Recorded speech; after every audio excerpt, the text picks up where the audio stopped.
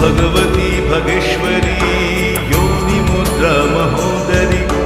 शरण्ये शक्तिरूपाय देवी कल्याणि नमस्तुते त्वम् अद्या देवी कामाख्या रूपिण जगन्मातृका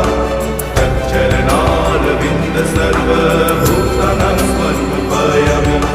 कामाख्ये वरदे देवी नीलपर्वतवासिनी